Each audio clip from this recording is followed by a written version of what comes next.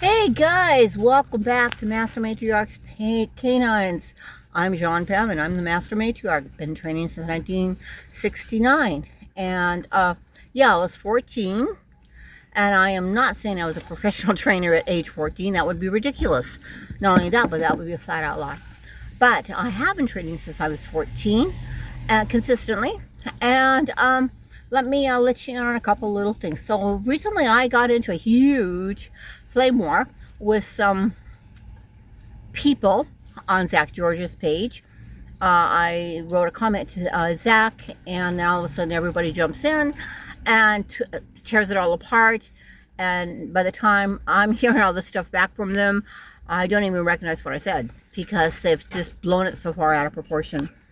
And you know, they've even went as far as to say I'm trolling and I approve of dogs being hurt, and you know, and people hurting dogs. It's like, wow, these people are totally nuts. And also, so I brought out that old phrase which I heard as a child, and I called them all lollipop princesses because most of them are females. And I was like, so it was so ridiculous. I went on to say, you know, probably not the nicest of things, making references to PMSing as such, and calling them brainless, and a few other things, because these women were just acting like completely nutcases. No thinking, no logic, just knee-jerk responses. And they had no idea what they were talking about. They didn't know anything about me, how I train, or the kind of results I get, or anything else. But they were just so focused on e-collars, hurting dogs. And I'm like, wait a minute. And they were responding to a research that was done recently, I guess, involving Ivan. And I'm like, I haven't even read it, so how can I respond to it? I haven't seen it yet, due to the fact that we haven't had any power at home. And I have to charge everything for my car. As a matter of fact, my friend and I are on our way back to my place. And I will, you know, I will get this generator up and running, so I will be able to start posting videos for you guys again. But as it was, it's like, you know, I'm like, what? I haven't even seen this research, and I said that several times, but these people can't read, apparently. They add, you know, they yeast up the story, and they add stuff, and by the time it gets back to, you know, the poster, it's not even recognizable. You don't even know where any of this stuff comes from. So anyway, here we are. We are presently sitting in the parking lot at Walmart. And Casey here, he is busy eating. We haven't had power for a very long time, and that means we haven't been able to store anything in the refrigerator. So it's been a real pain where I sit down, where he sits down and such. Oh, Casey has been my friend since 1999, and he's also my roommate.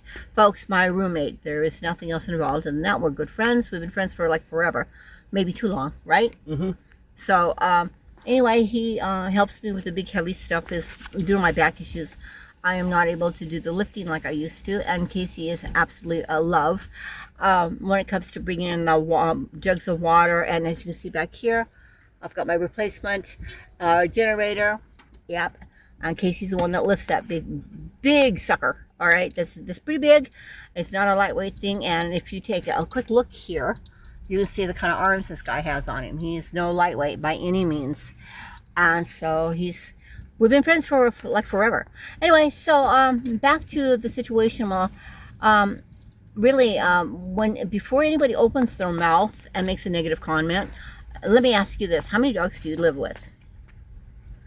And if you do live with dogs, how often do you take them anywhere with you? I take all 8 of my dogs with me.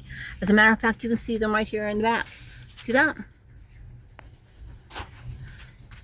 I could open the rear end of my car and have them not run away. You know, because it gets pretty warm in here whenever we're going places. I don't know if you can see all of them, but they're all back there. See there? They're all back there. Nikki may be laying on the floor. Can't quite tell. There she is. I recognize his feet anywhere. But they're all back there. And the majority of the time, it's not an option. Leaving my dogs behind is not an option, unless, of course, I'm going to work. And since I supplement my income to feed my dogs, I work in the food industry. Which, trust me, doesn't pay much. It's not much fun, but I am not about making money. I am about making sure my dogs are cared for. So guys, hey, right now we're getting ready to head back to Pahoa. And I'm going back to Pahoa because my dear friend Matt, and Godsend, he's got my computer there at his house, and I have to pick it up from there. And Casey and I will be going back to my place, and we're gonna have to put the generator together. I will, and he will do the pulling to get the on the cord to get it all started. But we've got to put an oil in it. We've got to set up the propane. We've got to do a whole bunch of stuff, guys.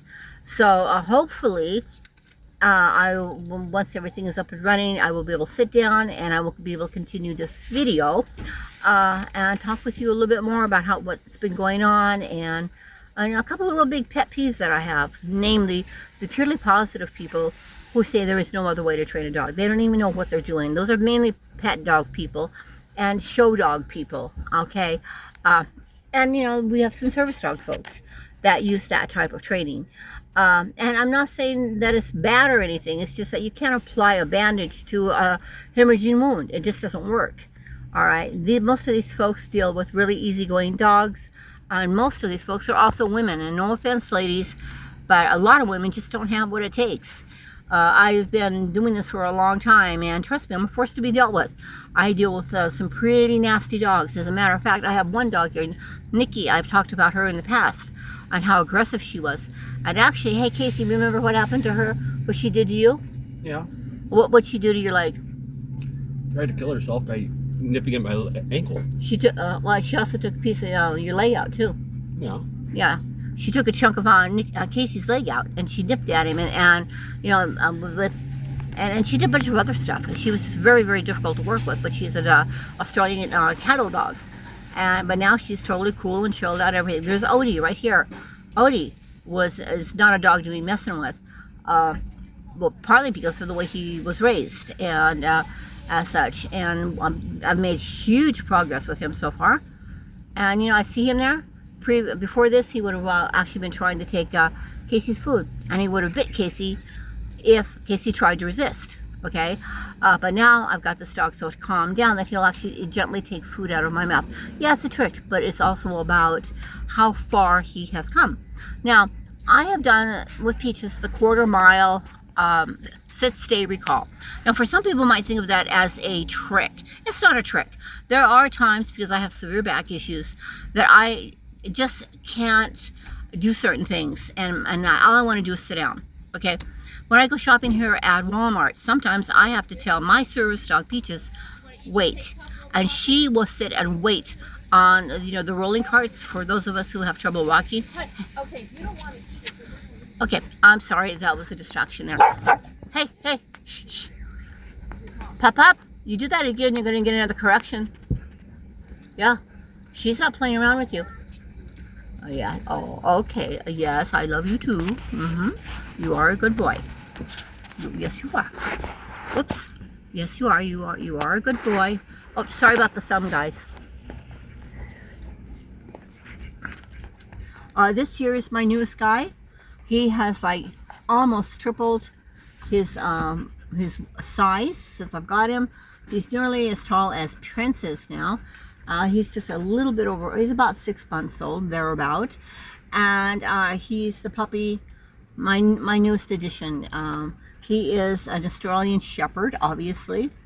And he's gone through like 3 different names. And was Des, due to where I found him.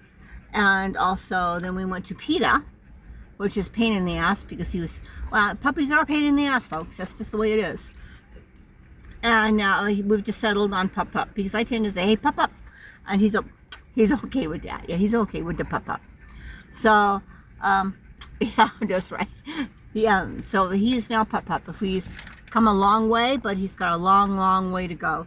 And he is eyeballing that food there, and he has a huge, huge appetite. I'll tell you more about it in another video, the circumstances, but this dog was pretty much on starving. I mean, the stuff he was in his stomach and stuff which is horrible. It resulted in bleeding, intestinal injuries as such. So he has a super high interest in food. That happens when dogs have been starved and there's malnutrition and stuff is involved. It happens to people too. So they become kind of obsessed with the whole food thing. Okay, pop up. Ready? Move back. Yes, my boy. Nice. Good. Move back. Good boy. Okay, and move back. Move back. Good boy. And wait. Move back. Move back. Good. Good. Move back. Move back. Good job. Wait. So what was that all about? Well, it may seem like a very simple thing, guys, but it's not.